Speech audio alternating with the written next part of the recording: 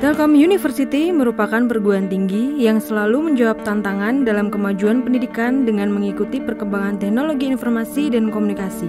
CELO atau Center of E-Learning and Open Education merupakan program yang disiapkan oleh Telkom University dalam menghadapi revolusi industri 4.0, sehingga generasi bangsa Indonesia mampu beradaptasi dan mengikuti perubahan iklim teknologi yang sangat cepat.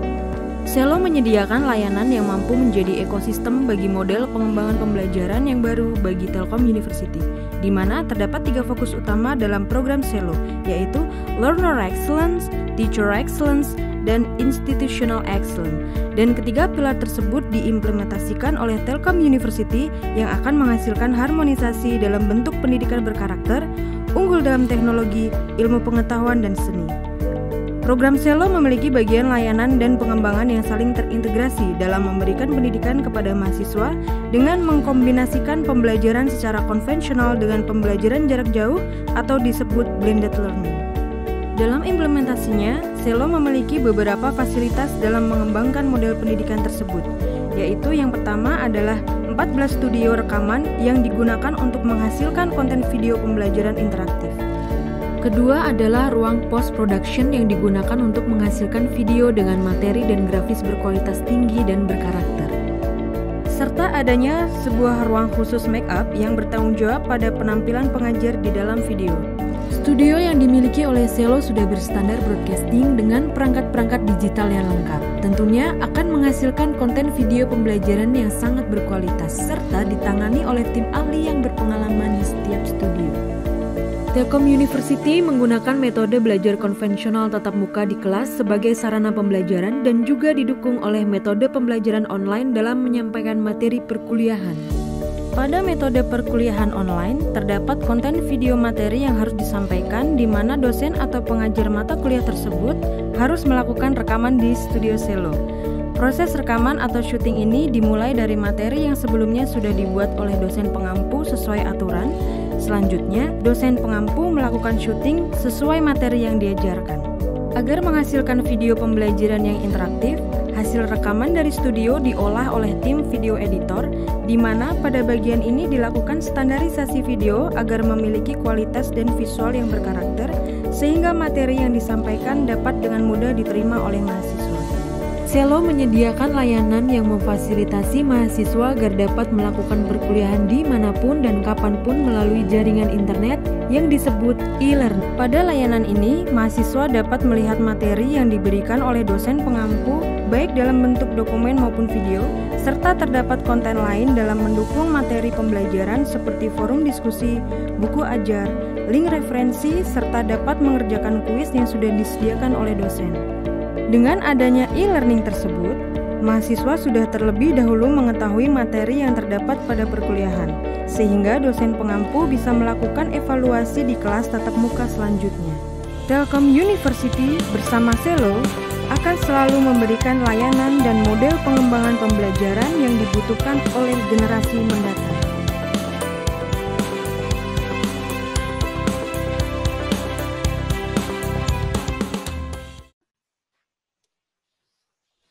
Waalaikumsalam. Baik.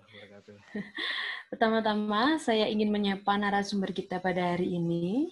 Beliau merupakan dosen Telkom University, tepatnya di Fakultas Teknik Elektro, dan beliau juga merupakan Budi LN LPDP Kementerian Keuangan Awardee dan pernah menjadi Microsoft Imagine Cup winner and finalist Sydney, New York, and Yokohama. Beliau adalah Bapak Umar Ali Ahmad PhD. Selamat pagi Bapak, selamat datang. Selamat pagi Mbak Anissa dan rekan-rekan semua.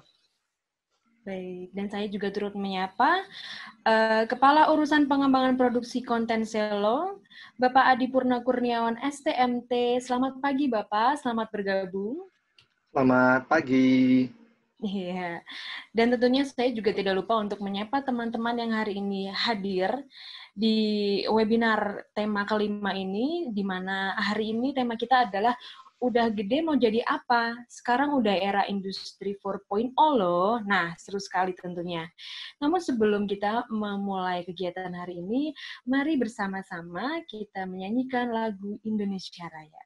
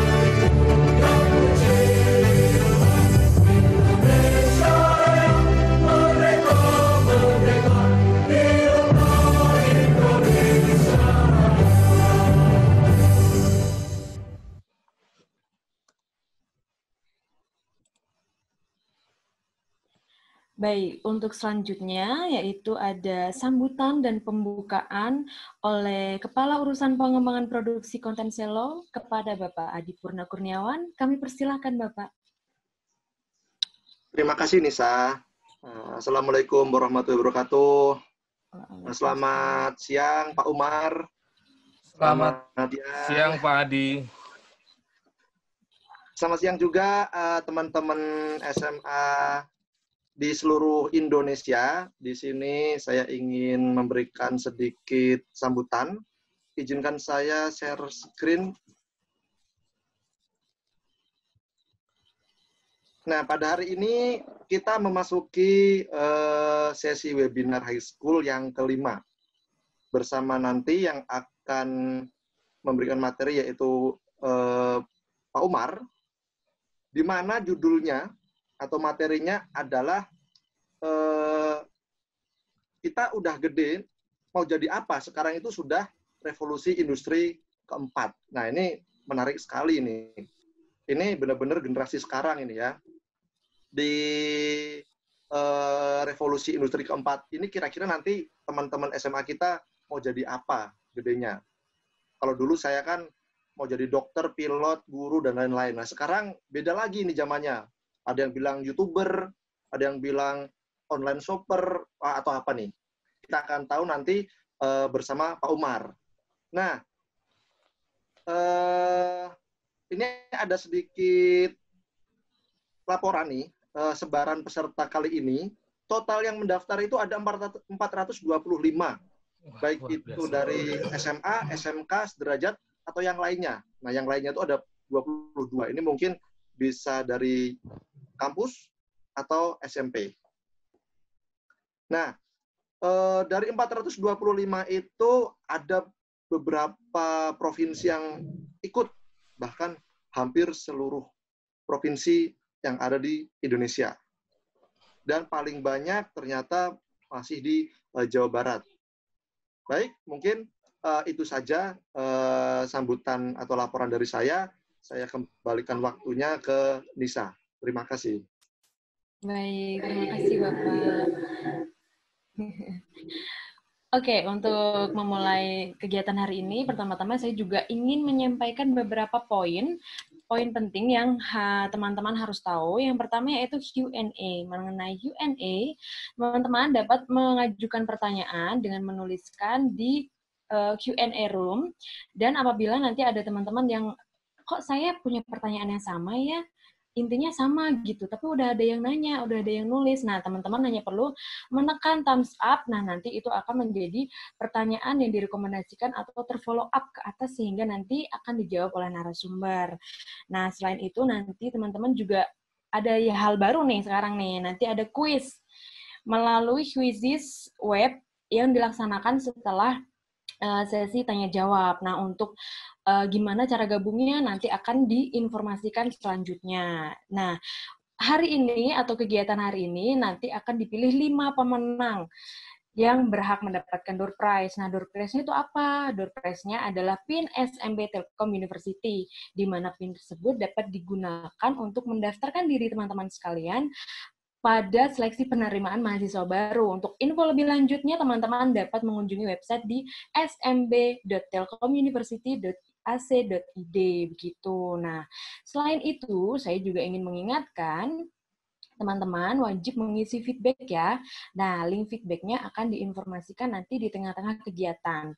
Jangan sampai lupa feedbacknya, karena itu merupakan salah satu syarat dalam mendapatkan e-sertifikat. Baik, tadi udah ada ya sedikit bocoran tentang video profile dari narasumber kita hari ini, tapi nggak apa-apa ya, kita lanjutkan, kita teruskan. Sebenarnya gimana sih gitu kan ya. Nah, sebelumnya langsung saja kita simak video profile narasumber kita hari ini.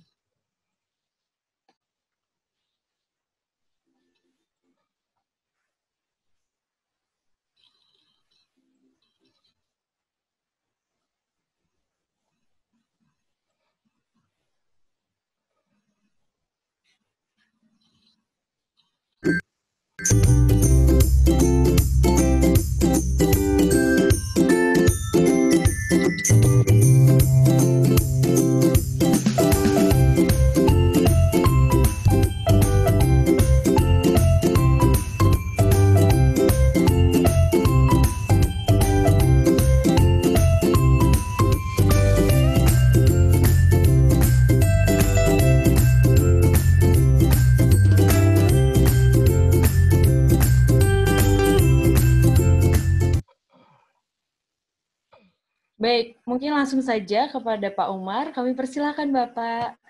Ya. Terima kasih Mbak Anissa ya. Ya. Oke, selamat pagi adik-adik semuanya. Adik-adik dari seluruh Indonesia nih. Saya menyapa ada yang dari Lugu, ada dari Bali, dari Makassar, dari Bandung ya. Kita hari ini mau sharing-sharing dikit. Jadi apa namanya? Mungkin di antara webinar yang lain, judulnya yang paling kece ya. Udah gede mau jadi apa? Jadi ingat lagunya Susan dan VNS. Mungkin kalian belum tahu ya, itu zaman-zaman ketika saya kecil dulu ya. Oke, pertama-tama kita sebentar.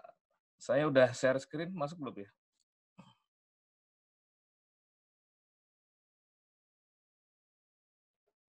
Sebentar.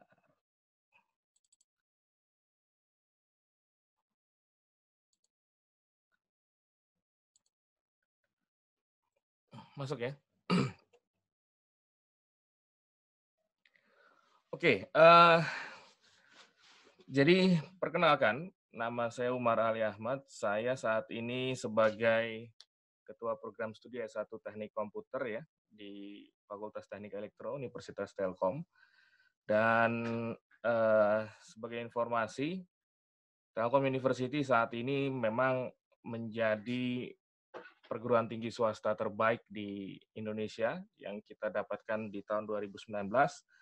Dan kalau kita lihat di slide paling bawah ini adalah roadmap ke depan Telkom University akan seperti apa dan menjadi apa. Nah ini menarik nih. Jadi bagaimana caranya Telkom University mempersiapkan ke depan dan juga apa yang bisa kita persiapkan ke depannya sebagai mahasiswa gitu ya. Tahun ini tahun 2020 Telkom University sedang memfokuskan diri pada Digital Education Excellence. Dan di tahun 2023 nanti, kita akan masuk ke satu ekosistem excellence di mana fokusnya di entrepreneurial gitu ya. Dan, research dan entrepreneurial university. Oke, mungkin adik-adik ada yang belum tahu ya. Jadi, untuk presentasi hari ini, kita nanti akan adakan kuis online di akhir acara ya. Jadi tolong diperhatikan setiap materinya dan mungkin nanti akan ditanyakan di kuis online yang kita akan selenggarakan di akhir presentasi ini. Di Telkom University sendiri kita ada 7 fakultas dan Fakultas Teknik Elektro salah satunya, dan Anda bisa lihat ada 130 kelompok riset saat ini yang ada di Telkom University.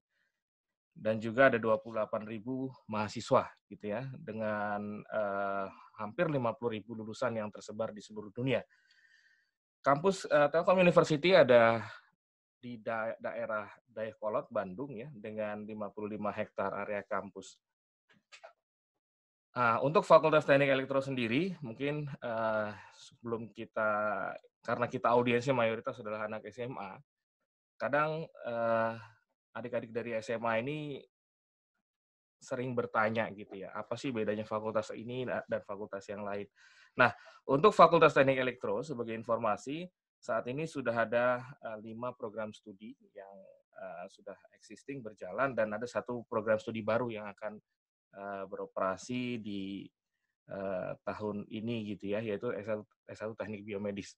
Selain dari S1 Teknik Komputer, kita juga ada Teknik Telekomunikasi, Elektro, dan Fisika ya. Dan juga ada kelompok keahlian. Nah, kelompok keahlian ini adalah satu expert group yang mana membawahi beberapa lab yang ada di Telkom University. Dan untuk di Fakultas Teknik Elektro, ada kelompok keahlian rekayasa komputer, sistem elektronika, pengolahan sinyal informasi, rekayasa instrumentasi energi, dan Jarmo Map maupun Transtel. Nah, di bawah kelompok keahlian itu ada sekian lab ya. Contoh di tempat kami di rekayasa komputer ada 6 lab yang dibawahi di rekayasa komputer. Oke, dari kami sendiri, nah ini saya juga mau memperkenalkan diri. Kami dari program studi S1 Teknik Komputer. Ya, ini adalah mahasiswa kita yang kemarin di bulan Februari baru menyelesaikan studi visit ke Microsoft Indonesia maupun ke Amazon Web Service ya. Program studi S1 Teknik Komputer saat ini ada sekitar 1.100 mahasiswa, di mana kami punya tenaga pengajar atau dosen dosen, yang mana 50%-nya sudah maupun sedang menjalani program S3 gitu ya. Dan luar biasa, ada yang lulusan dari Oxford University, ada yang dari Kyoto University, dari Nagoya University, dan juga dari Kanazawa University. So, kita punya satu jajaran dosen yang mumpuni ya, yang nanti akan mengajar kalian. Dan untuk adik-adik sekalian yang mungkin akan berminat bergabung dengan Telkom University, terutama di Fakultas Teknik Elektro, Teknik Informatika, maupun Teknik Industri, saat ini Telkom University sedang membangun namanya Telkom University Landmark Tower ya. Ada gedung 19 lantai yang akan kita peruntukkan untuk pembelajaran, penelitian, maupun kegiatan akademik lainnya.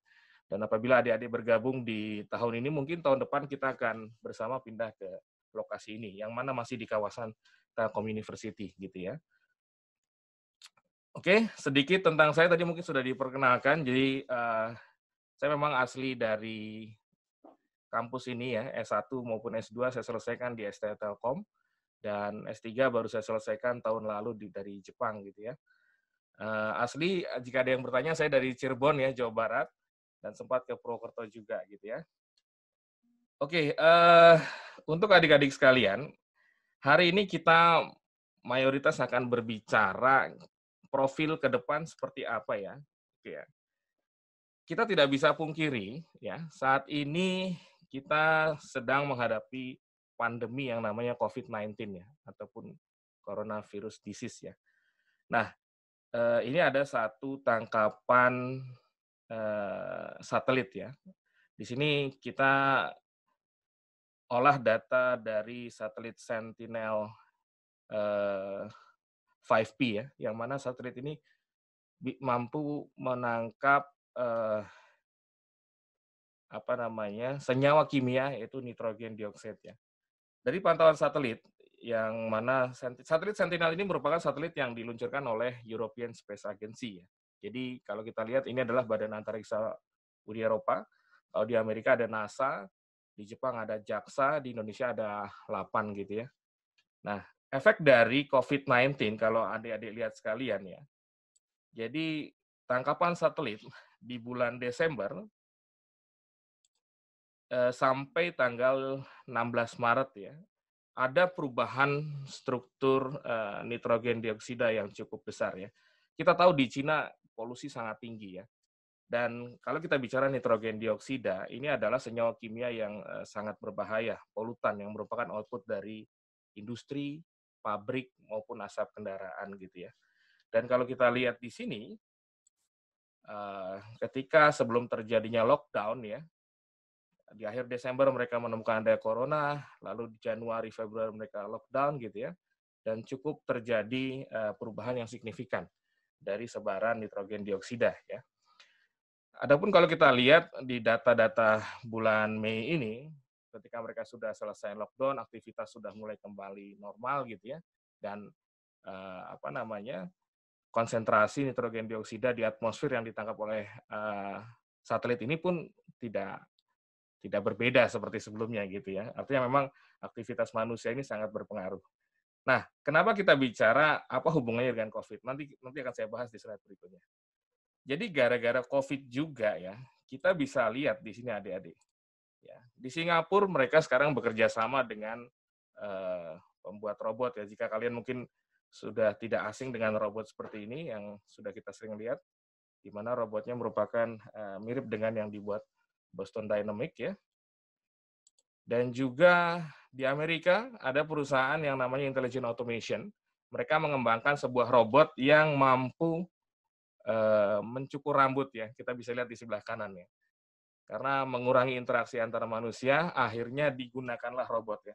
Meskipun kalau boleh jujur, agak riskan ya, mending kita dipotong oleh sesama manusia gitu ya, dibanding robot gini. Anda bisa lihat cukup deg-degan juga gitu, takut salah motong gitu ya. Tapi ini adalah kondisi dunia saat ini ya. Artinya inovasi-inovasi akan muncul akibat dari adanya wabah ataupun pandemi dari COVID-19 ini gitu ya. Kita bergeser ke Korea ya. Di Korea beberapa minggu lalu ada sebuah restoran ya, yang mana mereka mengutilisasi sebuah robot untuk melayani di restoran gitu ya. Dan saya rasa budaya ini akan semakin banyak ke depannya gitu ya, tidak hanya di Korea ya. Karena mungkin ketika katakanlah ada pelayan manusia yang ikut melayani, dikhawatirkan ada interaksi ataupun ada virus atau kuman yang menyebar ya. Mereka akhirnya menggunakan robot ya untuk mengganti tersebut ya. Dan kalau saya boleh lihat di Jepang ada beberapa tempat pun yang sudah mencoba hal demikian, tapi memang belum se-advance yang ada di video ini gitu ya. Ini di sini contohnya bagaimana robot bisa untuk menyediakan kopi dan seterusnya. Nah, di Cina, ini sebelah kanan kita bisa lihat ada praktek physical distancing ya, di mana anak SD di sana sudah mulai dilatih bagaimana menjaga jarak satu sama lain, dan ini diterapkan sebelum mereka masuk sekolah. Nah, tujuannya apa? Tujuannya adalah bagaimana supaya kita terbiasa dengan jarak 1 meter ya, antara satu dengan yang lainnya gitu ya. Nah, kita bisa lihat dari 4 contoh ini bahwasanya pandemi COVID-19 ini cukup membuat perubahan tidak hanya dari lingkungan, tapi juga perilaku kita ya sehari-hari. Termasuk ke depannya juga pasti akan sangat ada efek yang signifikan. Baik, kita lanjut. Nah, ini ada artikel terbaru dari Forbes ya. Jadi kira-kira kalau kita bicara mau jadi apa ke depan gitu ya. Ini tidak lepas dari situasi di mana COVID-19 yang sekarang terjadi gitu ya. Nah, kalau membandingkan dengan yang sudah kita alami 1-2 bulan terakhir gitu. Saya rasa ini cukup menarik ya. Ada satu prediksi ya. Kira-kira karakteristik kerja ke depan itu seperti apa? Nah, ini yang pertama nih. Mungkin adik-adik sekalian juga harus sudah mulai terbiasa. Yang pertama adalah kita akan mungkin terbiasa untuk bekerja dari rumah. Yang kedua adalah kita akan terbiasa untuk dimonitor oleh atasan kita, pemberi kerja kita gitu ya. Nah, yang mungkin semula kita hanya bekerja, datang ke kantor secara fisik gitu ya, bertemu, meeting dan segala macam. Dan tidak menyangka dalam 2 bulan terakhir terjadi pergeseran budaya yang cukup cepat ya, dan kita dipaksa untuk melakukan semua itu secara online gitu ya. Dan ini akan terus menjadi budaya ke depannya. Ini juga. Jadi ada yang berpendapat bahwasanya office atau kantor itu akan hilang sepenuhnya. Tapi ini tidak juga ya. Apalagi kalau kita di kampus, pasti kampusnya tetap ada ya. Dan hanya saja pergeserannya dari fisik ke online ini akan lebih banyak terjadi gitu ya. Dan akan lebih banyak lagi video call maupun meeting yang mana terjadi melalui media-media online ya. Dan yang paling penting adalah bagaimana kita bisa terus menjaga konsep kebahagiaan dalam bekerja gitu ya.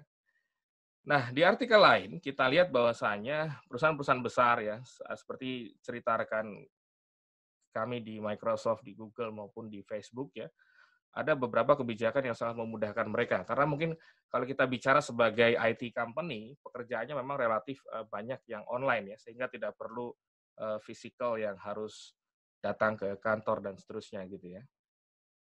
Nah, ada satu poin di akhir kalimat ini yang menarik adalah bagaimana proses automation yang akan lebih banyak terjadi ke depannya gitu ya, untuk menghadapi online shopping. Meskipun kita di rumah, kalau adik-adik sekalian rasakan kan bagaimana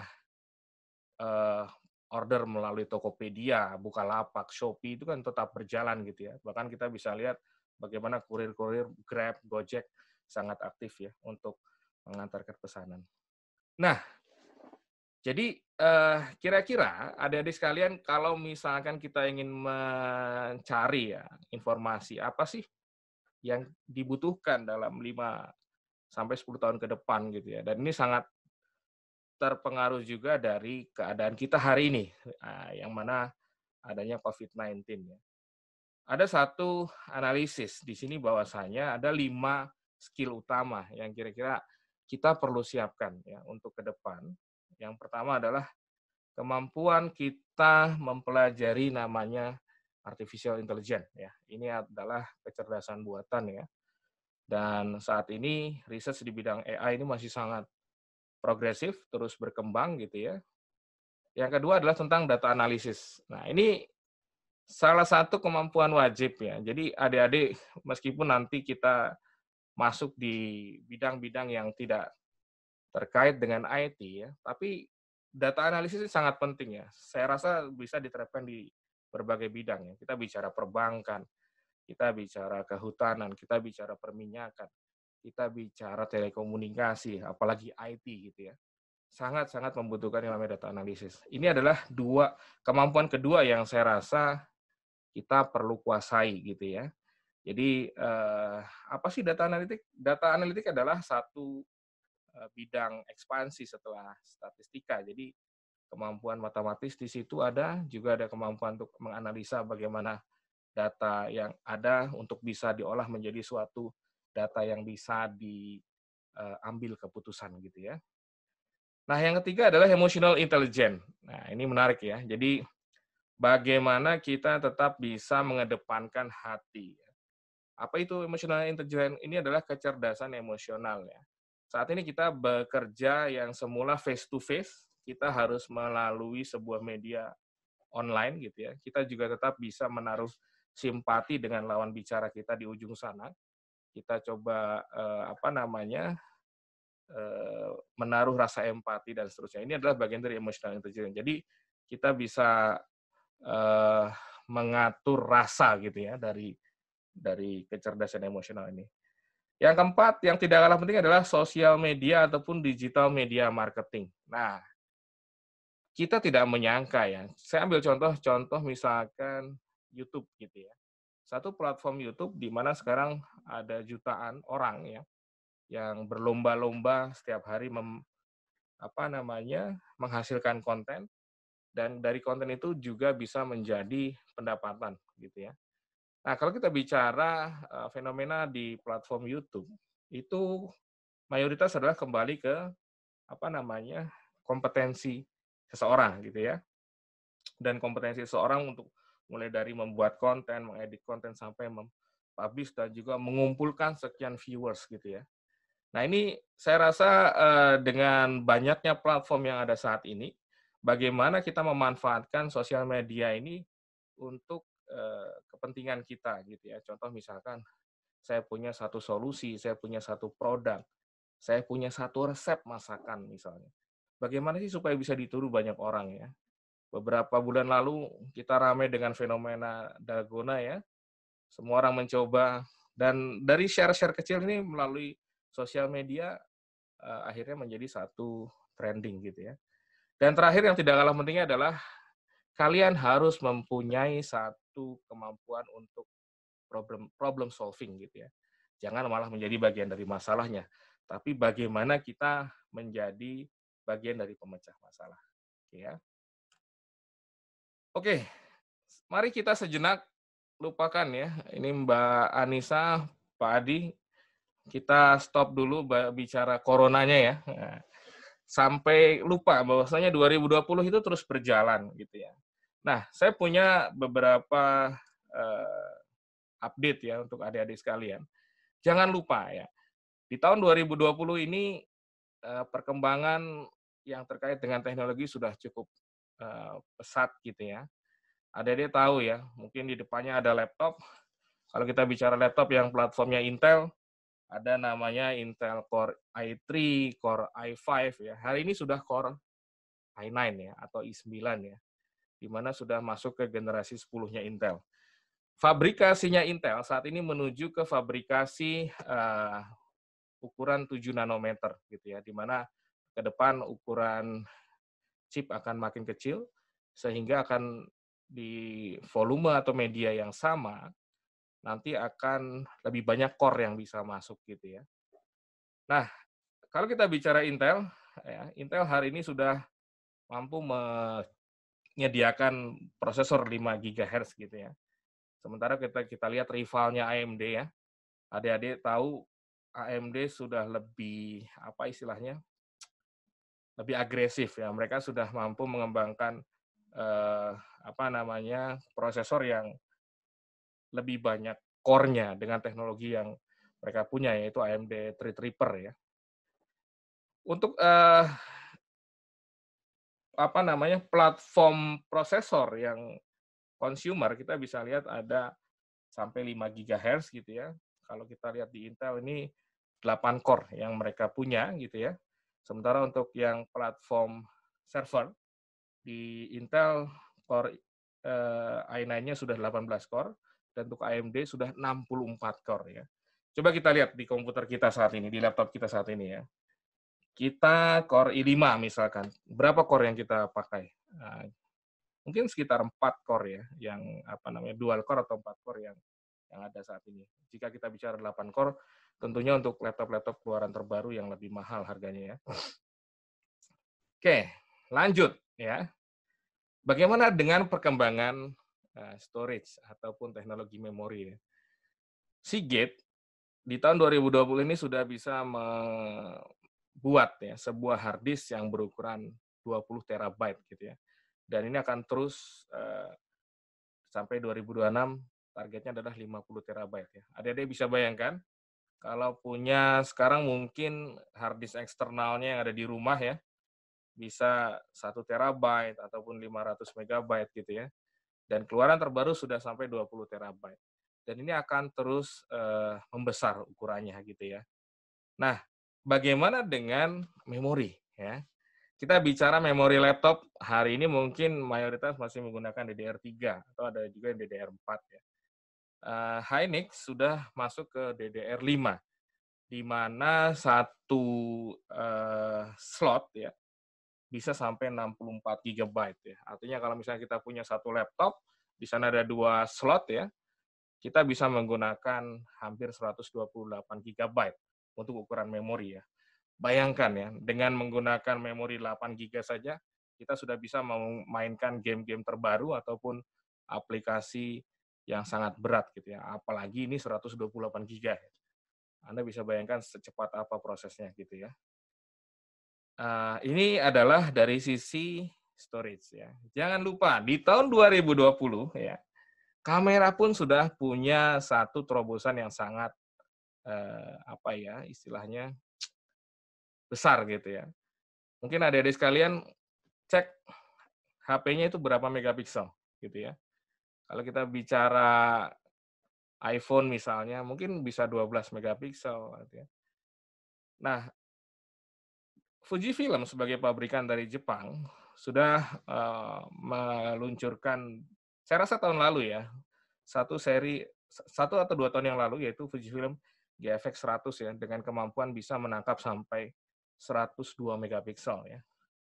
Dan juga tahun depan kabarnya Xiaomi akan mengeluarkan HP yang punya kemampuan untuk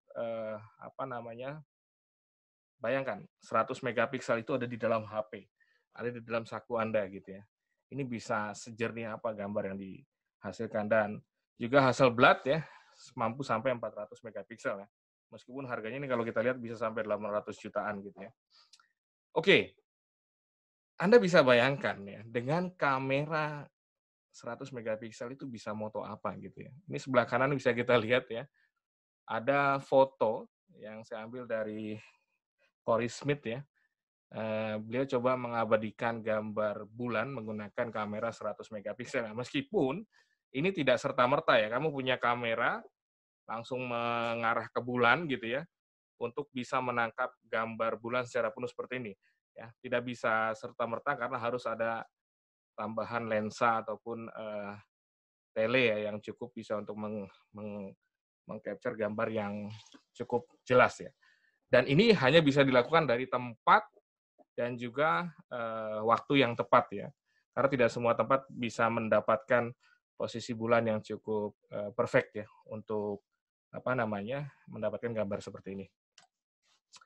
Nah, selanjutnya ya, dari sisi telekomunikasi nih, karena kita dari Telkom University ya, nggak afdol kalau nggak bicara telekomunikasi ya.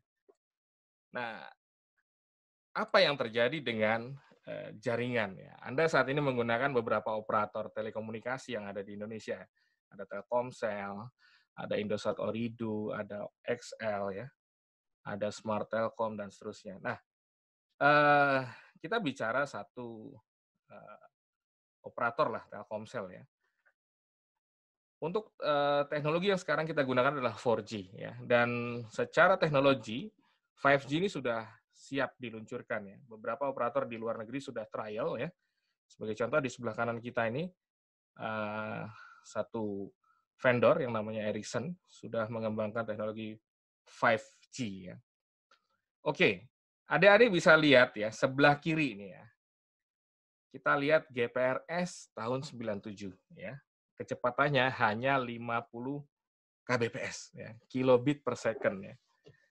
Di tahun 98 muncullah teknologi Edge ya. Ini naik nih kecepatannya 250 kbps. Tahun 2001 ada 3G ya.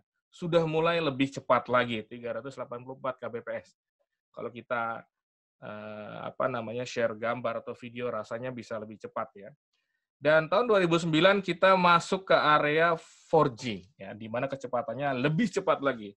Sudah bukan kilobit per second, tapi megabit per second ya. Dan 2020 paling cepat mungkin 2021 atau 2022 di Indonesia, kita akan masuk ke order yang namanya 5G ya. Berapa kecepatannya? Nah, ini menarik nih. Secara teoritis dengan kondisi ideal ya, 5G bisa sampai 3 gigabit per second gitu ya. Artinya kalau kita bicara 3 sampai 6 gigabit per second ya. Jadi Anda bisa bayangkan dengan kecepatan seperti itu bisa melakukan apa ya. Oke, saya ambil contoh ya. Mungkin adik-adik sekalian masih ingat ya format namanya VCD ya. Satu keping bisa memuat 10 lagu yang ada videonya gitu ya, yang mungkin bisa kita sering dapatkan ya. Bahkan kalau kita ke satu restoran cepat saji pun masih bisa mendapatkan format VCD itu gitu ya. Nah, satu VCD umumnya 700 sampai 800 mega ya, kita asumsikan di sini gitu ya. Bagaimana teknologi telekomunikasi bisa menyelesaikan sebuah download dari format VCD itu ya. Kita lihat di kolom paling bawah di sini. Jadi kalau misalkan ada satu file VCD yang ingin kita download gitu ya, menggunakan jaringan GPRS ya, ini akan selesai dalam 1 hari, 12 jam, 24 menit, dan 32 detik. Ya. Bayangkan ya, 1 hari Anda selesai download gitu ya. Sementara untuk Edge 7 jam saja selesai, untuk 3G 4 jam ya. Untuk 4G ya, bisa hanya di 40 detik ya. Asumsikan kalau misalkan 1 detiknya 150 megabit per second, ini 40 detik bisa selesai. Dan yang terakhir, ya 800 mega dengan jaringan 5G, hanya 1 detik saja bisa selesai. Ya. Anda bisa bayangkan, kita masuk ke satu zaman di mana mudahnya luar biasa seperti ini, gitu ya. Oke, ya. Jadi kita tadi sudah bicara komponen hardware ya, yang sudah dan akan kita rasakan dalam waktu dekat ya. Nah, bagaimana dengan programming language? Nah, ini menarik gitu ya. Apa itu programming language ya? Programming language adalah bahasa pemrograman ya. Umumnya kita akan menggunakan bahasa pemrograman ini untuk membuat satu set instruksi yang kita bisa perintahkan ke mesin, gitu ya. Dan jumlah bahasa pemrograman saat ini ada ratusan, gitu ya. Ada beberapa bahasa pemrograman yang lagi naik daun di 5 tahun terakhir, gitu ya. Ada beberapa bahasa pemrograman yang memang sudah tidak digunakan lagi, gitu ya. Sebagai contoh, mungkin tahun lalu kita sempat, mungkin zaman-zaman saya dulu ya, masih sering menggunakan Basic, Pascal, gitu ya. Dan FoxPro ya. FoxPro ini cukup unik ya. Rasanya terakhir mendengar nih 15-18 tahun yang lalu ya. Tapi di pemilu 2019 kemarin sempat naik daun lagi gitu ya. Masih ada yang menggunakan FoxPro. Nah, contoh-contoh seperti ini contoh bahasa pemrograman yang akan kita bisa gunakan dalam waktu dekat untuk implementasi tadi artificial intelligence maupun data analytics gitu ya. Nah, kalau kita bicara data bahasa pemrograman, saat ini ada banyak sekali ya. Adik-adik bisa lihat ya, mungkin agak familiar ya dengan istilah Python, bahasa C gitu ya. Ada juga Ruby, Perl, dan seterusnya ya. Kalau kita lihat di gambar yang tengah ya, bahasa pemrograman itu punya apa ya, keunggulan maupun kelemahan ya masing-masing gitu ya. Jadi kalau saya bicara analogi di sini, saya ambil contoh satu nih, bahasa pemrograman yang sangat terkenal di Indonesia, yaitu PHP ya, PHP ya. Bukan PHP yang pemberi harapan palsu ya, tapi PHP. Nah, PHP ini di sini ada joke yang bilang bahwasanya PHP itu mirip sendok patah ya, kalau tanpa MySQL ya. Karena umumnya kalau kita bicara PHP, pasti ada MySQL yang digunakan satu paket untuk mendevelop aplikasi web gitu ya. Dan kalau kita bicara, nah, Pak, saya ingin mempelajari bahasa pemrograman gitu ya, untuk mempersiapkan skill ke depan. Kira-kira apa yang perlu saya pelajari?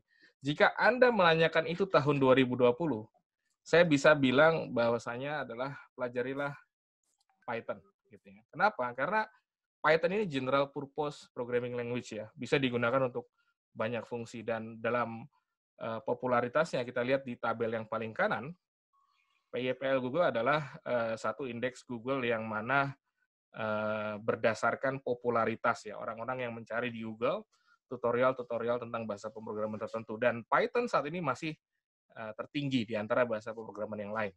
Jika Anda bertanya 10 tahun yang lalu, saya mungkin akan menjawab yang lain ya, Java, .NET, dan seterusnya gitu ya. Jika hari ini, Python lah yang apa istilahnya banyak digunakan dan juga cukup populer ya untuk kepentingan komersil, research, maupun pengembangan aplikasi lainnya gitu ya. Oke, jadi ya adik-adik saat ini hidup di zaman di mana teknologi sudah luar biasa ya. Saya bandingkan dengan zaman saya SMA dulu ketika saya selesai SMA di tahun 2000, SMK tahun 2000. Saat itu komputer pertama saya adalah sebuah Intel 80386DX2 gitu ya, yang mana operating sistemnya masih Windows 31. Dan waktu itu saya tertarik ingin mengupgrade komputer itu menjadi Windows 95 ya. Anda tahu Windows 95 berapa ukuran installernya ya? Ukuran installernya adalah 50 MB. Ya. Dan kelemahan komputernya saat itu, komputer tersebut hanya mempunyai slot floppy disk ya.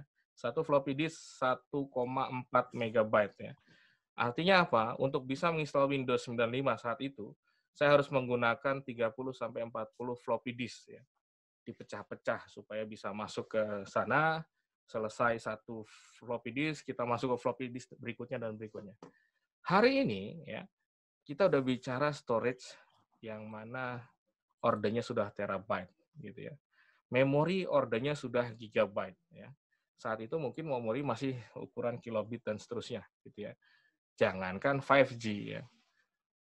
1G saja sangat mahal tahun itu gitu ya.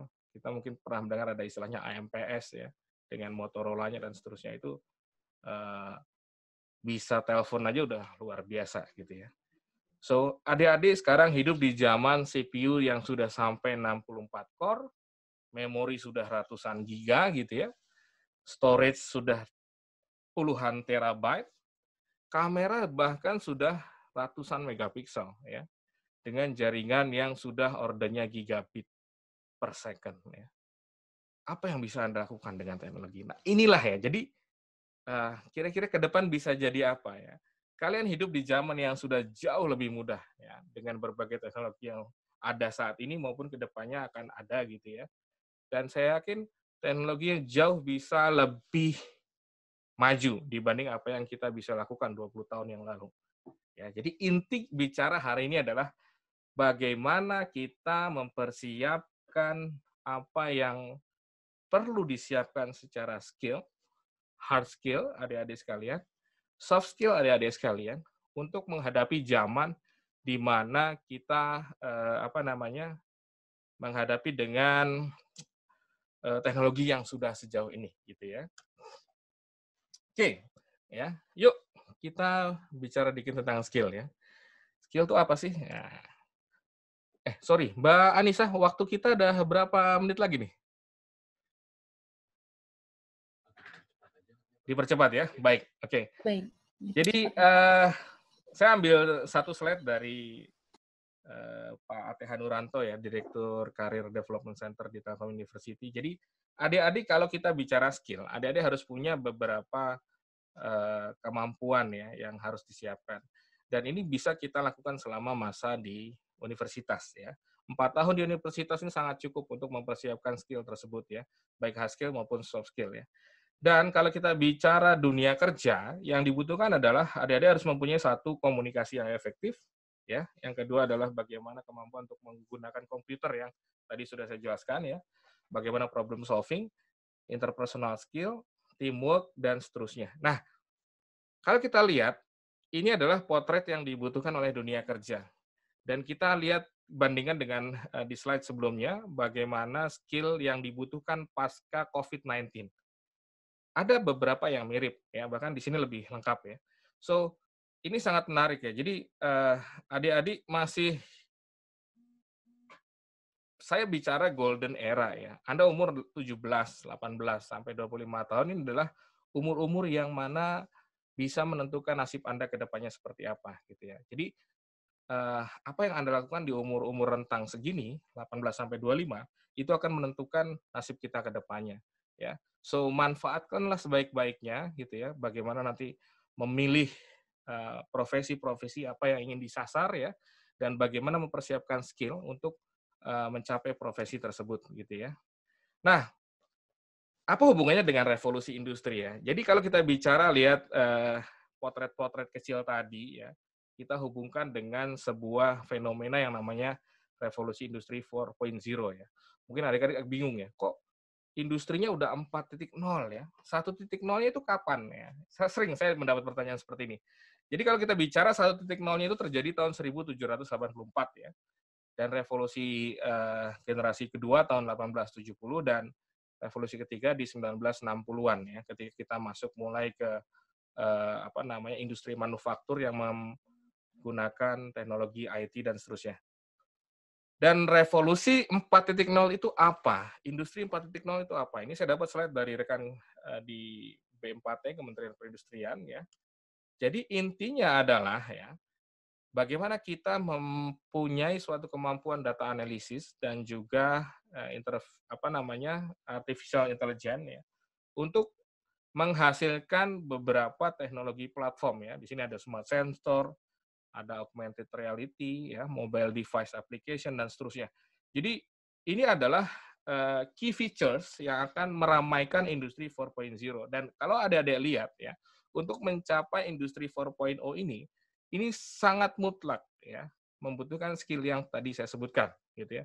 Bagaimana hard skill, menguasai bahasa pemrograman, menguasai teknik artificial intelligence, dan ini bisa diaplikasikan kemana saja ya. Bisa kita lari ke cloud computing, cyber security, smart home, dan seterusnya gitu ya. Nah, fokusnya ya di logical layer kita bicara tentang kecerdasan buatan. Di atasnya ada namanya IoT atau Internet of Things, dan juga di physical layer yang kita bisa gunakan sehari-hari, ada wearable-nya, ada aplikasi robotik, dan juga 3D printing ya. Ini sangat menarik ya, karena ke depan mungkin kita akan mampu untuk memprint organ tubuh kita ya, menggunakan teknologi 3D printing ya. Oke, jadi mungkin terlalu detail ya, saya cepat saja. Nah, potret dunia saat ini menuju ke industri 4.0. Bagaimana dengan Indonesia? Indonesia pun mengikuti fenomena industri 4.0 itu. Hanya saja dari sekian banyak sektor, kita fokus ke 5 ya. 5 sektor yang menurut Kementerian Perindustrian adalah sangat penting dalam 5-10 tahun ke depan.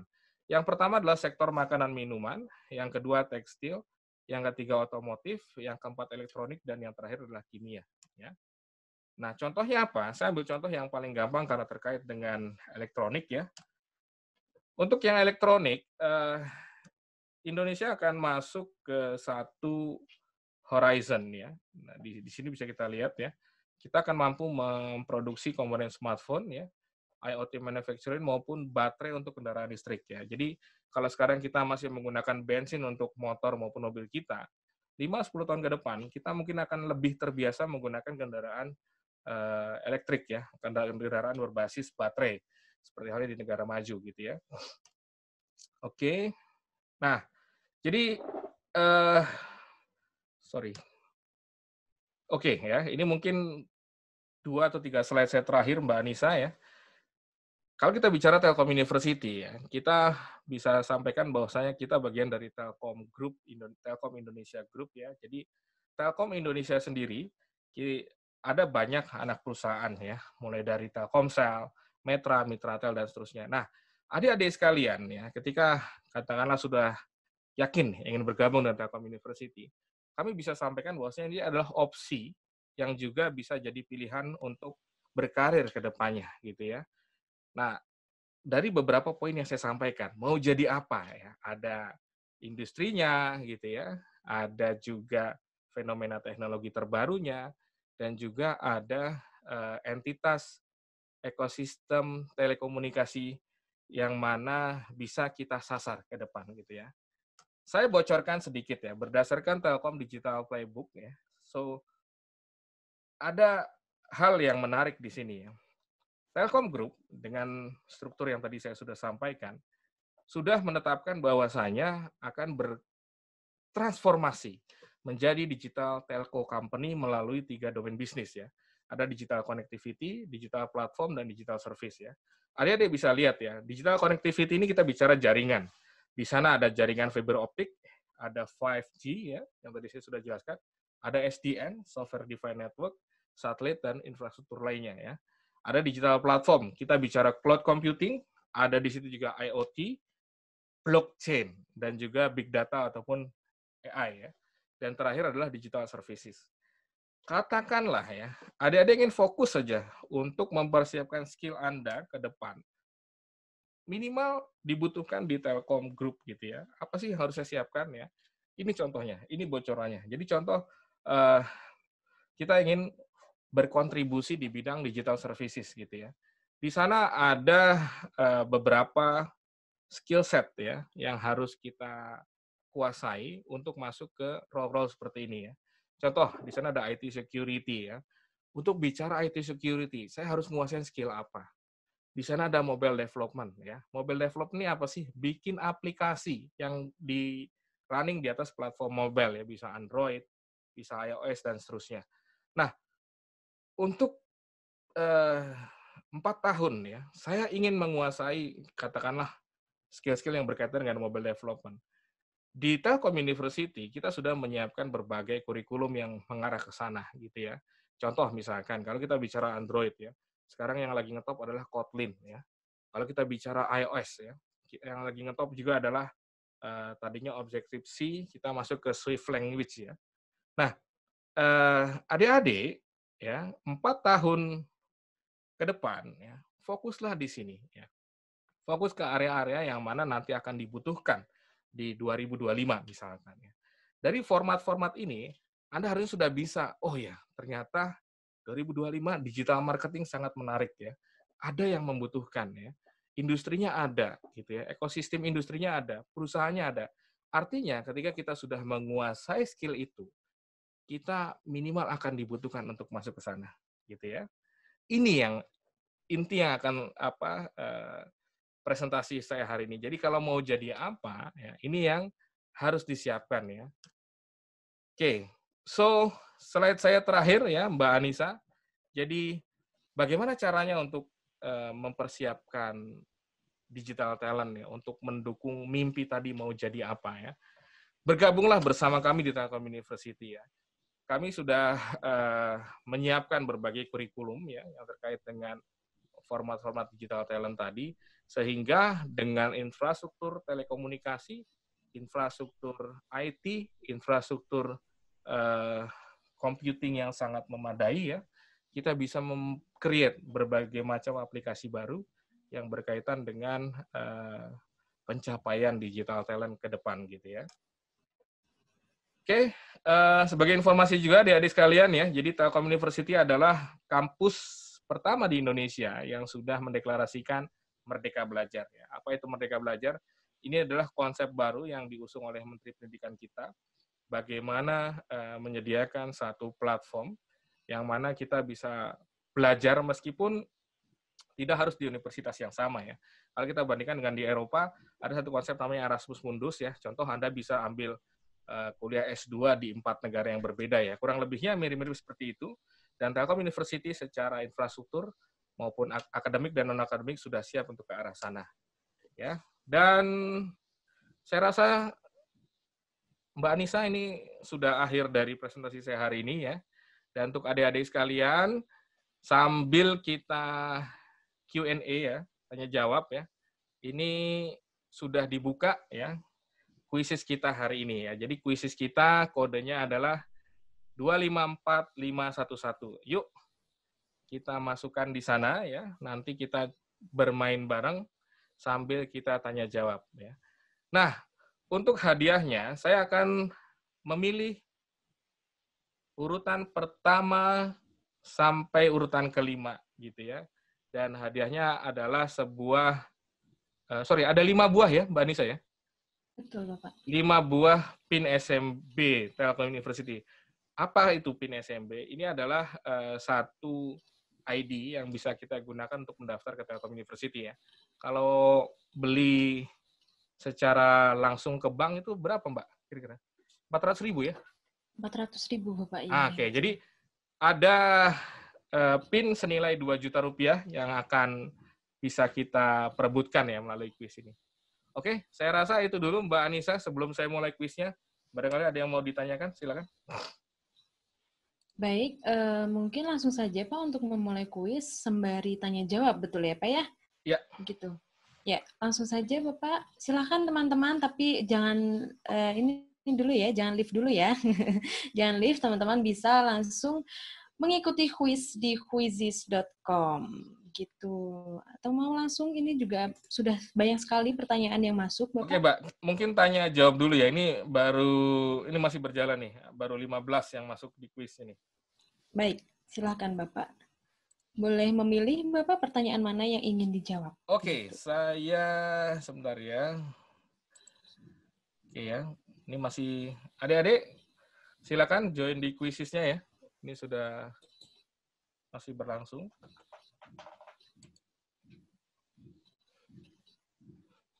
Sebentar.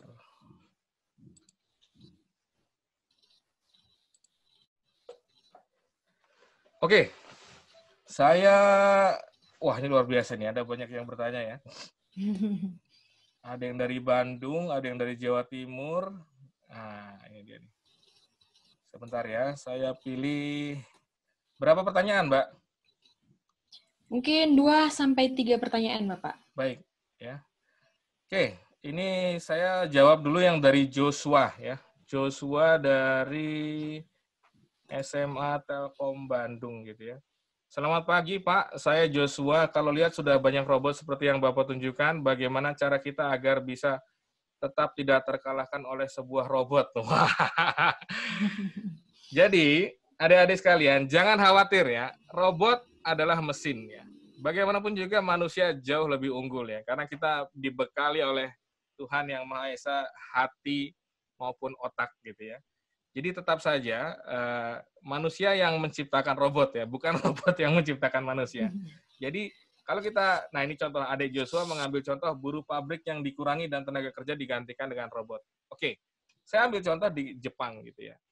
Ketika saya datang ke Jepang 3 tahun studi di sana ya, saya cukup kaget ya, karena di Jepang itu saya pikir semuanya sudah automated gitu ya. Ambil contoh ya. Saya pernah datang ke City Hall ya. Kalau di sini mungkin Pemda gitu ya. Pemda salah satu provinsi di sana untuk mengurus kependudukan gitu ya. Dan saya cukup kaget. Saya pikir kita bicara Jepang ini sudah otomatis ya. mau bikin KTP, mau bikin segala macam ini sudah semuanya terotomatisasi by machine gitu ya. Dan ketika saya datang ke Pemda itu, Anda bisa bayangkan di sana itu petugasnya itu ada ratusan gitu ya. Mungkin kalau kita bandingkan di sini ya dengan kita ke kantor kecamatan atau kabupaten, bisa dihitung ya untuk melayani sekian ribu warga ya, petugasnya hanya hitungan jari ya. Sementara di sana perbandingan antara petugas yang melayani dengan warga itu masih cukup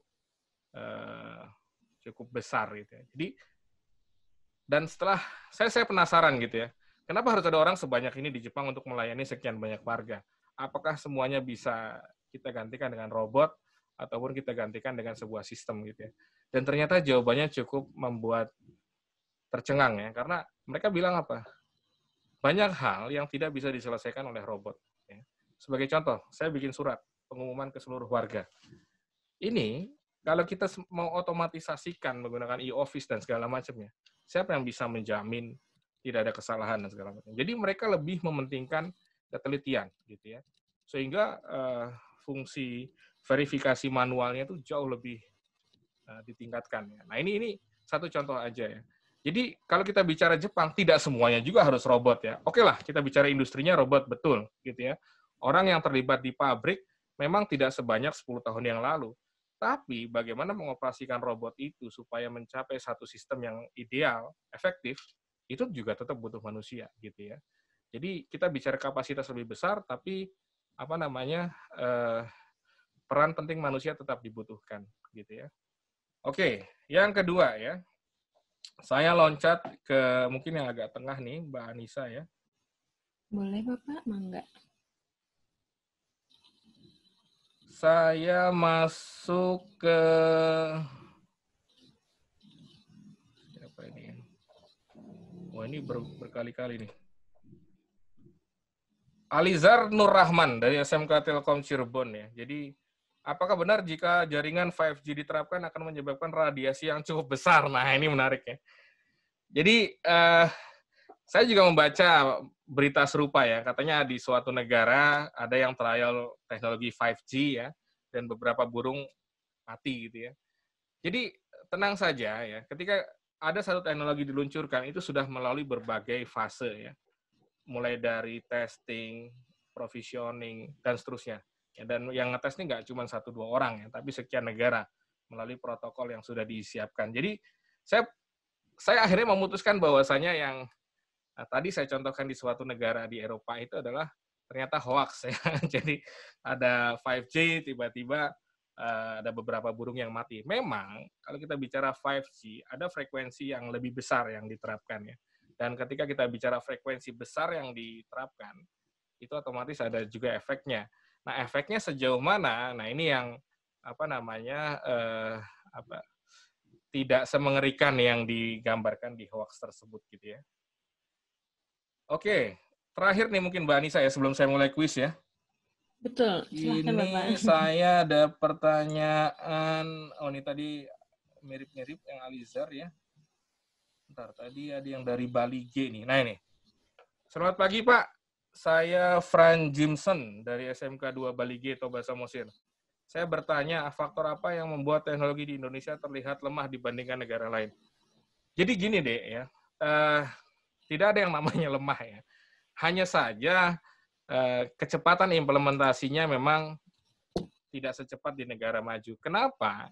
Ingat ya, teknologi yang bagus, teknologi yang maju, itu sebanding dengan harganya, gitu ya. Jadi artinya apa?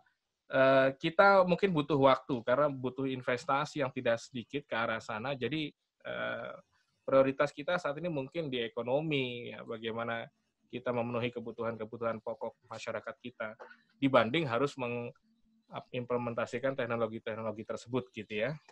Jadi ini masalah prioritas saja ya, dan saya rasa pemerintah kita juga sekarang sudah bergerak jauh lebih baik dibanding 10-20 tahun yang lalu bagaimana untuk mengalokasikan investasi negara ini ke arah teknologi gitu ya. Oke, Mbak Anissa, saya mau share, sudah ada berapa nih? 70 orang ya. Kita mulai saja ya kuisnya. Yang belum apa namanya, yang belum bergabung silakan bergabung ya. Ini masih sama kodenya ya. Kode kuisisnya adalah 254511. Baik, silahkan untuk peserta bergabung untuk mengerjakan kuis bersama-sama. Seru loh kuisnya, ayo pada bergabung ya. Oke Mbak Anissa, sambil nunggu kuis, kita jawab pertanyaan lagi gimana? Boleh Bapak, mangga. Bentar ya Mbak, kita cek deh.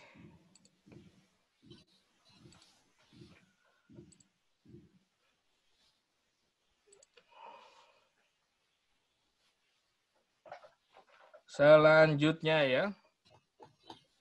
Oke, kuisnya sedang berlangsung. Ada 75 siswa yang sedang bertarung ya untuk mendapatkan door prize. Oke, saya Owen dari SMK Pariwisata. Nah, ini sama nih ya terkait dengan robot. Saya rasa sudah dijawab tadi ya. Alizar tentang 5G sudah dijawab tadi.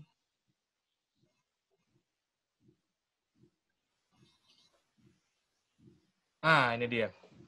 Saya Satrio, Pak, dari SMK Wikrama Bogor, ingin bertanya, seberapa jauh perbandingan industri 4.0 dengan society 5.0 ya? Oke, jadi ini sejalan lah ya. Kita bicara industri 4.0 tidak lepas dari juga kesiapan masyarakatnya. So, jika bertanya seberapa jauh, ya ini seiring sejalan gitu ya. Oke, selanjutnya saya Doanta Ginting mau bertanya apakah di masa revolusi industri 4.0 ini kita harus bisa menjadi seorang developer robot tersebut. Karena hal ini akan menyempitkan lapangan kerja bagi orang-orang seperti pelayan restoran dan mesin barber tadi. Nah, jadi memang adik-adik sekalian ya, kita bicara industri 4.0 ini tidak lepas dengan apa namanya perkembangan zaman ya. Jadi kenapa kita harus menguasai skill yang berkaitan dengan pengembangan robot ya. Ini terkait dengan kebutuhan industri ke depan gitu ya. Tadi dicontohkan ada barbershop, ada apa namanya robot yang melayani. Nah, mungkin ke depan banyak hal yang akan membuat kita lebih mudah ya, yang semula bisa dilakukan oleh manusia tapi bisa dialihkan dengan robot. Keunggulan robot sebenarnya satu ya, mereka tidak pernah capek itu aja ya. Selama mereka mempunyai catuan yang cukup ya, power yang cukup, otomatis dia akan terus bekerja gitu ya. Jadi ini apa ya, seiring sejalan ya. Ada yang bilang sebagai disrupsi ya. Nanti kalau misalkan ada teknologi ini, yang ini nggak bakal dibutuhkan lagi dong. Disrupsi tidak menghilangkan sesuatu, ya, tapi menggeser ya. Ya artinya paradigmanya adalah menggeser ya. Sebagai contoh nih, adik-adik bisa bayangkan misalkan dulu zamannya teknologi 2G, 3G gitu ya. Di bidang telekomunikasi, di sana membutuhkan banyak sekali tenaga untuk pekerjaan-pekerjaan yang sifatnya commissioning gitu ya. Bagaimana mengadjust sebuah kapasitas ya. Anda bisa bayangkan satu BTS bisa mengcover sekian ratus user gitu ya. Nah, dengan teknologi 5G ya, ini memang dilihat ya kebutuhan orangnya akan tidak sebanyak dulu karena semuanya dilakukan oleh software. Ada namanya software defined network gitu ya. Tapi disrupsi ini tidak menghilangkan 5G maupun teknologi telekomunikasi itu sendiri ya adik-adik. Jadi tadi pertanyaan Ade Doanta, nggak usah khawatir ya. Jadi meskipun nanti robotnya katakanlah 10 tahun lagi akan lebih banyak, apakah tetap dibutuhkan pekerjaan manusia? Iya. Ya. Akan muncul pekerjaan-pekerjaan baru yang mana tidak bisa dilakukan oleh robot. Ya. Itulah prinsip disrupsi. Jadi tidak menghilangkan apa yang dilakukan manusia, tapi hanya menggeser, ya, sehingga muncul kebutuhan-kebutuhan baru. Gitu ya. Oke, Mbak Anissa. Baik, Bapak. Lanjut, Mbak. Ini dari Situbondo nih, Mbak. Ada Mbak Cynthia Dorinda, ya. SMA Negeri 2 Situbondo. Menurut Kakak, bagaimana sistem pendidikan di Indonesia untuk menyiapkan SDM yang unggul dan menghadapi revolusi industri 4.0? Dan faktor apa yang membuat SDM di Indonesia masih rendah? Nah, ini pertanyaannya berat nih ya. Oke, jadi kalau kita bicara sistem pendidikan di Indonesia, Anda tidak usah khawatir ya. Sistem pendidikan di Indonesia sudah dipersiapkan ke arah sana gitu ya. Nah, kalau kita bicara SDM-nya rendah, ini yang saya maksud berat ya. Jadi adik-adik harus ingat ya, bahwasanya di kita ini ada hampir 200 juta penduduk ya, 200 juta penduduk ya. Artinya jumlah manusianya lebih banyak gitu ya. Otomatis memang dengan keterbatasan anggaran dan seterusnya, ada beberapa prioritas yang ditetapkan oleh pemerintah kita ya. So jangan khawatir ya. Saya rasa kondisi saat ini sudah jauh lebih baik dibanding 10-20 tahun yang lalu ya, terkait dengan pengembangan SDM ya.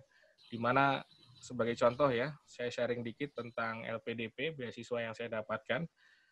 Mungkin 10 tahun yang lalu belum ada LPDP. LPDP ini adalah lembaga pendidikan lembaga pengelola dana pendidikan di bawah Kementerian Keuangan yang fokusnya adalah menyiapkan beasiswa ya untuk menyiapkan generasi Indonesia emas di tahun 2045.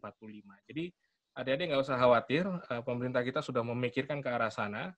Bahkan porsi beasiswa yang tersedia itu jauh lebih besar dibanding 5 atau 10 tahun yang lalu gitu ya. Apakah bisa kebayang 10 tahun yang lalu misalkan kita bisa dapat beasiswa penuh studi ke Eropa, Amerika, Jepang, dan seterusnya gitu ya. Dan saat ini LPDP sudah menyediakan fasilitas itu. Jadi apakah SDM kita masih rendah? Saya tidak yakin ya. Kita sudah jauh lebih baik ya, dan ini akan terus membaik ke depannya dengan dukungan yang ada maupun perubahan-perubahan yang sedang kita rasakan saat ini gitu ya. So tetap semangat ya Mbak Cynthia, jangan pesimis ya.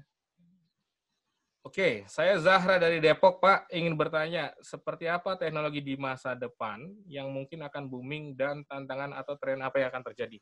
Saya rasa sudah banyak dijelaskan di presentasi tadi ya. Jadi kita masuk ke zaman di mana teknologi sangat pesat ya. Teknologi komputasi juga berkembang sangat pesat. So adik-adik harus mempersiapkan ke arah sana ya. Untuk menggunakan maupun menghadapi zaman seperti ini tidak bisa dengan kemampuan biasa-biasa saja, tapi butuh skill-skill unggulan yang mungkin adik harus persiapkan dalam waktu dekat gitu ya. Selanjutnya, wah ini menarik nih Mbak, ini dari Vanessa, dari SMK Pariwisata Telkom. Pak bertanya, kalau misalkan perusahaan digantikan dengan robot, lalu manusia nantinya akan bekerja apa ya? Mirip-mirip dengan sebelumnya. Untuk sektor pariwisata seperti guiding, apa sudah digantikan dengan robot juga? Tidak, Mbak. Ya. Jadi, ini menarik ya. Waktu saya di Jepang, ya, saya sering melihat ada video yang katakanlah ada robot yang menyediakan informasi di sebuah tempat wisata. Tapi nyatanya, Mbak, ya, itu tidak terjadi di semua tempat wisata. Itu hanya sebagian kecil saja, gitu ya. Jadi, kalau Mbak Vanessa bidangnya adalah pariwisata, gitu, jangan khawatir ya. Robot hanya bisa membantu display saja, gitu ya. Tapi ketika kita bicara interaksi dengan manusia, ya saya rasa jauh lebih bisa akrab ya, bisa lebih akrab dengan manusia dibanding dengan robot itu sendiri ya. Karena robot prinsipnya dia hanya akan merespon apa yang kita tanyakan gitu ya. Nah ini berbeda dengan manusia, bisa improvisasi lebih dalam ya. Jadi Mbak Vanessa nggak usah khawatir ya, tidak semuanya digantikan dengan robot ya. Jadi masih tetap butuh pikiran manusia gitu ya. Masih lanjut Mbak atau gimana? Boleh Bapak kalau masih lanjut. Boleh, apakah ya? Juga kuisnya sedang masih berjalan? Siap. Ini biar kita tuntaskan nih, adik-adik biar nggak penasaran ya. Saya Rizky dari SMK Al-Hasra, Pak. Saya ingin bertanya, apakah revolusi industri 4 mempermudah pekerjaan atau menggeser tenaga kerja? Oh, ini mirip-mirip dengan sebelumnya ya. Manfaat apa saja yang kami dapatkan dari teknologi kecerdasan buatan? Ya. Oke, jadi kalau kita bicara manfaat, dari Rizky, jadi kecerdasan buatan ini tidak lepas. Kenapa butuh kecerdasan buatan gitu ya? Kalau kita bicara satu data yang sangat besar ya, tidak kita latih dengan satu teknik tertentu, itu akan sangat membutuhkan waktu yang lama gitu ya. Jadi kenapa pentingnya kecerdasan buatan di sini? Kita menghadapi zaman di mana sesuatu itu harus lebih cepat ya. Menghasilkan sesuatu lebih cepat, mengambil keputusan harus lebih cepat gitu ya. Dengan jumlah layanan yang sama, tapi waktu pemrosesan jauh lebih cepat. So, kalau kita bicara manfaatnya apa untuk ekonomi saat ini, seperti pertanyaan Ade Rizky ya, memang belum kita rasakan sepenuhnya. Tapi mungkin 10 tahun dari sekarang, kita akan lebih terbiasa dengan aplikasi kecerdasan buatan. Sebagai contoh nih ya, sekarang sedang terjadi pandemi COVID-19 ya. Mungkin adik-adik sering bertanya ya, kok bisa ada satu prediksi-prediksi yang ada beberapa pihak yang mengeluarkan prediksi COVID akan berakhir di bulan ini, COVID akan berakhir di tanggal ini, dan seterusnya. Nah, itu menggunakan apa? Nah, disinilah teknik data analisis maupun kecerdasan buatan bisa kita pakai. Ya, jadi, kalau misalkan kita bisa memprediksi sesuatu lebih cepat, lebih valid, otomatis efeknya juga lebih baik ya. Contoh, dengan parameter-parameter tertentu, saya bisa prediksi, misal, COVID berakhir 1 bulan dari sekarang. Otomatis ada keputusan penting yang bisa diambil dari saat itu ya. Dan ketika keputusan penting diambil, ekonomi secara normal akan berjalan kembali. Nah, ini contoh aja, contoh ya. Jadi kecerdasan buatan, machine learning, ya, deep learning, ya, maupun teknik-teknik lainnya itu sangat membantu kita untuk mengambil keputusan ya. Dibanding dengan kita hanya mengandalkan intuisi atau feeling, paling 2 minggu lagi juga beres. Nah, ini tidak cukup ya untuk mengambil suatu keputusan. Disitulah pentingnya kecerdasan buatan, gitu ya. Oke, ya. Selanjutnya ini ada siapa ini, Mbak? Lian Intan Suci ya. Selamat pagi, Pak. Bicara soal jaringan akan sangat bagus bagi Indonesia jika 5G bisa diterapkan ya. Namun di Indonesia sendiri tidak semua tempat memiliki kecepatan jaringan yang sama karena masalah geografis. Betul sekali Mbak Intan. Ini pertanyaan sangat menarik ya. Jadi apa solusi bagi masalah tidak meratanya kecepatan jaringan ini? Karena akan percuma jika kecepatan jaringan sudah update tapi pengaplikasiannya belum merata. Ini bagus sekali Mbak Lian Intan ya pertanyaannya. Jadi betul seperti yang Mbak sampaikan, kita Indonesia ini masih belum merata ya. Jangankan jaringan ya, kebutuhan dasar seperti listrik maupun jalan raya pun masih beberapa tempat yang masih belum terjangkau. Nah, saya tidak akan mengomentari itu, jadi kita fokus ke masalah jaringan saja gitu ya. Untuk Indonesia sendiri, ya yang saya tahu pemerintah tidak tinggal diam ya. Kita bicara operator, ada Telkomsel, ada Indosat, ada XL dan lain-lain gitu ya, ada Tri dan Smartfren. Nah, pemerintah melalui Kementerian Kominfo itu sudah menerapkan berbagai regulasi ya. Bagaimana mendorong supaya semua tempat tidak ada blank spot ya. Nggak usah khawatir Mbak, jadi ini proses masih berjalan ya. Kita lihat beberapa progres infrastruktur seperti pembangunan jaringan antara pulau, backbone fiber optik juga sudah berjalan ya. Harapannya ketika backbone-nya sudah ada, area tersebut bisa ditanami BTS gitu ya. Karena tantangan kita adalah geografis ya. Di sana ada pulau, ada tempat-tempat yang sangat terpencil ya, di atas gunung dan seterusnya. Jadi untuk bisa masuk ke sana tidak mudah ya. Saya beberapa kali membantu teman-teman yang mengimplementasikan jaringan, memang tidak mudah ya. Ketika kita masuk ke suatu tempat yang sangat remote gitu ya, ketika jaringannya sudah siap, listriknya tidak ada gitu ya. Bagaimana Anda bisa menyalakan pemancar jika listriknya saja tidak ada gitu ya. Listriknya ada, ternyata menara BTS-nya tidak bisa sampai ke lokasi karena sangat susah ya menjangkau. Nah, itu hal-hal seperti itu terjadi. Jadi kita tidak tinggal diam, banyak proses menuju ke arah sana yang terus dilakukan, dan saya rasa sekarang kondisinya jauh lebih baik ya. Mungkin jika ada datanya bisa dilihat beberapa tempat yang tadinya blank spot sudah lebih baik ya. Oke, gitu Mbak Lian Intan. Oh ya, Mbak Anissa, saya mau share dikit nih. Boleh, Bapak? Sebentar ya, ini 113 orang berpartisipasi di kuisis kita ya. Sebentar, kita cek dulu nih. Saya share lagi. Oke. Kelihatan, Mbak? Ah, ini dia nih. Jadi, nomor 1 ada Itu. Sausan Zahra ya. Masih berlangsung. Ada 115 orang yang berpartisipasi di sini. Masih berlangsung, leaderboard-nya dipimpin oleh Mbak Sausan Zahra. Oke. Nomor 2 Mbak Alia masih berlangsung. Nah, untuk Mbak Sausan, mohon di screenshot ya hasil ujiannya, lalu dikirimkan ke Mbak Anissa nanti untuk diproses hadiahnya gitu ya. Dan untuk nomor 1 sampai 5 jangan lupa di screenshot hasil ujiannya agar bisa kita proses hadiahnya ya. Oh, ini Herlambang nih bisa menggeser Sausan Zahra. Oke, geser lagi. Ada Dava Alia ya, nomor 2. Kita tunggu ya, masih berlangsung. Ada 119 yang sedang bermain ya. Dan ini masih ada beberapa yang masih punya peluang untuk menggeser yang di atas. Saya lihat nih, baru mengerjakan setengah ya. Semangat ya, jadi... Oh, ada yang baru mulai juga ya. Oke Mbak, saya rasa waktunya sudah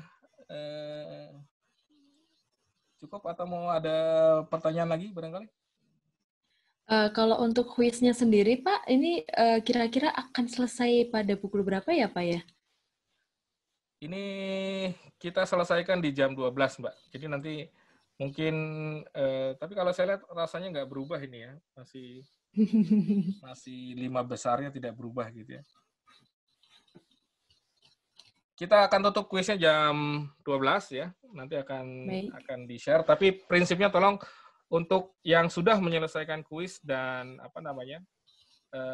mendapatkan nilai sempurna ya, bisa dilihat di sini contoh Herlambang, Dava dan seterusnya. Tolong kirimkan screenshot hasil ujian Anda agar bisa diproses oleh panitia di sini gitu ya. Oh, ini terakhir nih, ada yang belum dijawab nih kayaknya nih. Yunda Sofa Fauziah, saya dari Jawa Timur, Pak. Izin bertanya, bagaimana dengan masyarakat Indonesia yang masih menganggur agar tetap mendapat pekerjaan, akan tetapi pekerjaannya diambil? Oh, nggak usah khawatir, Mbak ya. Jadi ada kekhawatiran tadi ya. Tadi sudah saya jelaskan bahwasanya robot tidak akan mengambil atau menggantikan peran manusia sepenuhnya gitu ya. Akan muncul pekerjaan-pekerjaan baru yang related dengan kebutuhan masyarakat kita. Oke, jadi don't worry ya.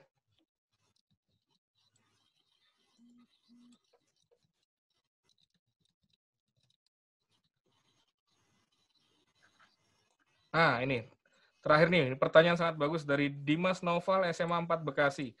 Mau nanya Kak, bagaimana jika dengan teknologi yang seperti saat ini, privasi dari orang-orang awam akan terekspos? Misalnya dimanapun kita berada, kita akan ketahui. Betul ya, jadi Dimas, mungkin kalau kita lihat di webinar sebelumnya, ada Pak Gandeva yang membahas tentang security ya.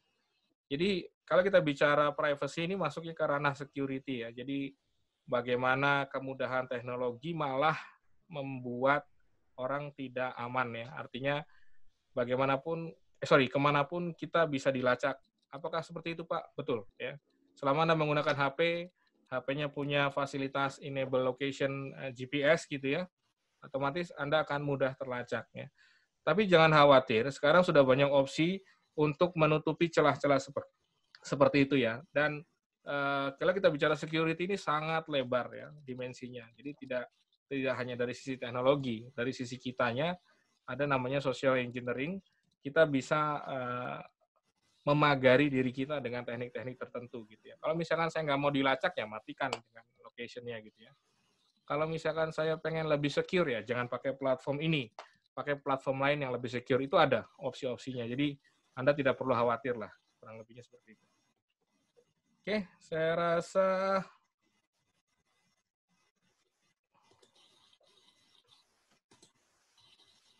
ini pertanyaannya masih masuk aja nih Mbak. Gimana Mbak? Boleh Bapak mungkin dijawab untuk pertanyaan yang terakhirnya begitu. Ini ada 2 pertanyaan baru masuk nih, 1126 sama 29 ya. Jadi satu dari SMK Telkom Medan. Ya. Pak mau nanya, saat ini Telkom menggunakan teknologi GPON. Ya. Oke, GPON ini kalau nggak salah, mohon maaf nih kalau saya salah, ini GPON apa yang dimaksud ya? Apakah yang optical network itu ya? Jika ke arah sana, saya rasa beberapa tahun yang lalu sudah mulai diterapkan ya untuk yang GPON ini ya.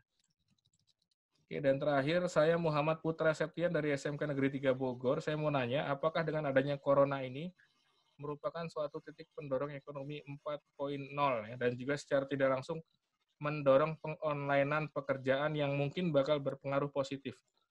Betul, Dek ya. Jadi kita flashback ya.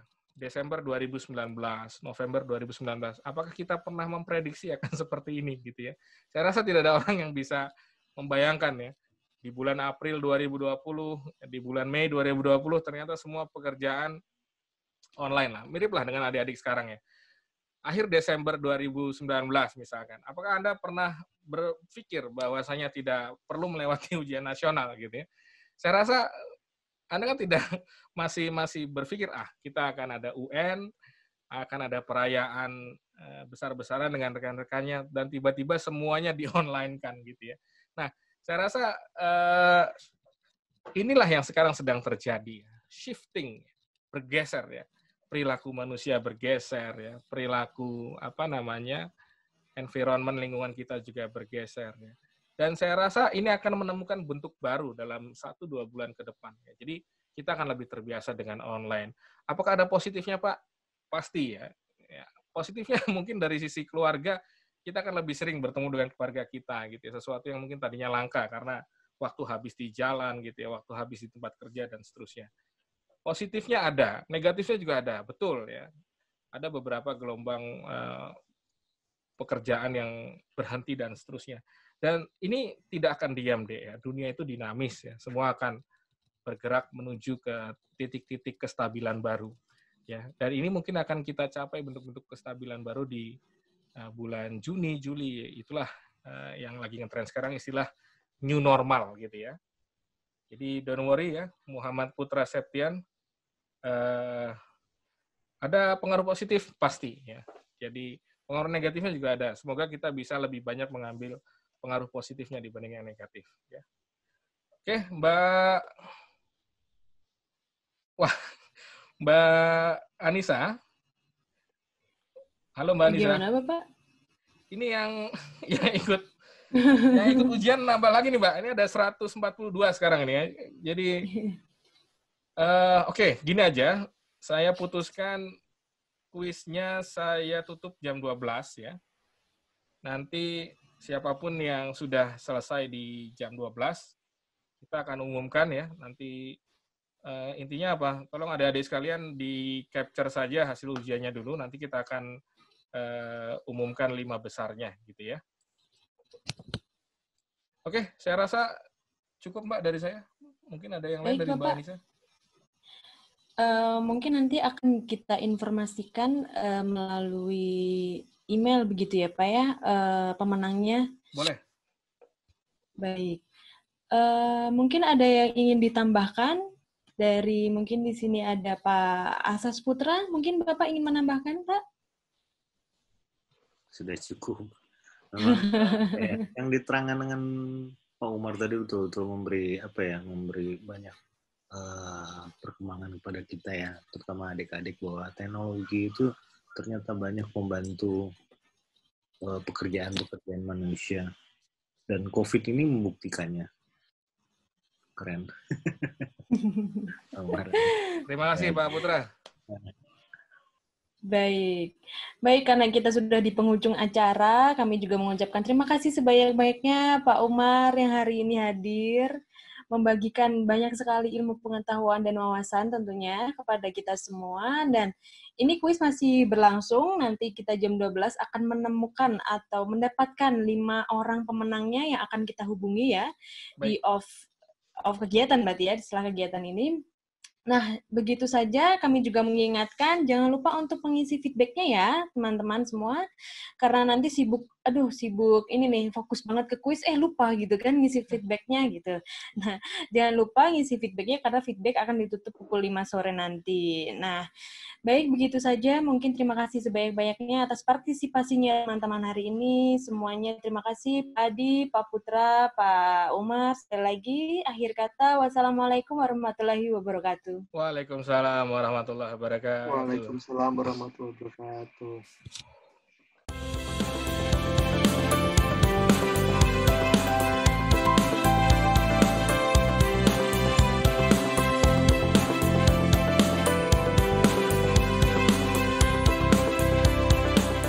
Telkom University merupakan perguruan tinggi yang selalu menjawab tantangan dalam kemajuan pendidikan dengan mengikuti perkembangan teknologi informasi dan komunikasi. CELO atau Center of E-Learning and Open Education merupakan program yang disiapkan oleh Telkom University dalam menghadapi revolusi industri 4.0, sehingga generasi bangsa Indonesia mampu beradaptasi dan mengikuti perubahan iklim teknologi yang sangat cepat. CELO menyediakan layanan yang mampu menjadi ekosistem bagi model pengembangan pembelajaran yang baru bagi Telkom University, di mana terdapat 3 fokus utama dalam program CELO, yaitu Learner Excellence, Teacher Excellence, dan Institutional Excellence. Dan ketiga pilar tersebut diimplementasikan oleh Telkom University yang akan menghasilkan harmonisasi dalam bentuk pendidikan berkarakter, unggul dalam teknologi, ilmu pengetahuan, dan seni. Program CELO memiliki bagian layanan dan pengembangan yang saling terintegrasi dalam memberikan pendidikan kepada mahasiswa dengan mengkombinasikan pembelajaran secara konvensional dengan pembelajaran jarak jauh atau disebut blended learning. Dalam implementasinya, CELO memiliki beberapa fasilitas dalam mengembangkan model pendidikan tersebut, yaitu yang pertama adalah 14 studio rekaman yang digunakan untuk menghasilkan konten video pembelajaran interaktif.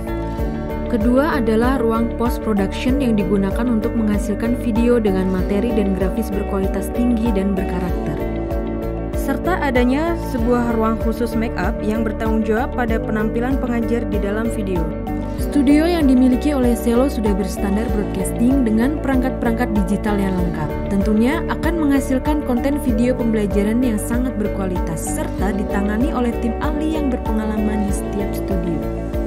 Telkom University menggunakan metode belajar konvensional tatap muka di kelas sebagai sarana pembelajaran dan juga didukung oleh metode pembelajaran online dalam menyampaikan materi perkuliahan. Pada metode perkuliahan online, terdapat konten video materi yang harus disampaikan di mana dosen atau pengajar mata kuliah tersebut harus melakukan rekaman di studio CELO. Proses rekaman atau syuting ini dimulai dari materi yang sebelumnya sudah dibuat oleh dosen pengampu sesuai aturan. Selanjutnya, dosen pengampu melakukan syuting sesuai materi yang diajarkan. Agar menghasilkan video pembelajaran yang interaktif, hasil rekaman dari studio diolah oleh tim video editor, di mana pada bagian ini dilakukan standarisasi video agar memiliki kualitas dan visual yang berkarakter, sehingga materi yang disampaikan dapat dengan mudah diterima oleh mahasiswa. CELO menyediakan layanan yang memfasilitasi mahasiswa agar dapat melakukan perkuliahan dimanapun dan kapanpun melalui jaringan internet yang disebut e-learning. Pada layanan ini, mahasiswa dapat melihat materi yang diberikan oleh dosen pengampu, baik dalam bentuk dokumen maupun video, serta terdapat konten lain dalam mendukung materi pembelajaran seperti forum diskusi, buku ajar, link referensi, serta dapat mengerjakan kuis yang sudah disediakan oleh dosen. Dengan adanya e-learning tersebut, mahasiswa sudah terlebih dahulu mengetahui materi yang terdapat pada perkuliahan, sehingga dosen pengampu bisa melakukan evaluasi di kelas tatap muka selanjutnya. Telkom University bersama CELO akan selalu memberikan layanan dan model pengembangan pembelajaran yang dibutuhkan oleh generasi mendatang.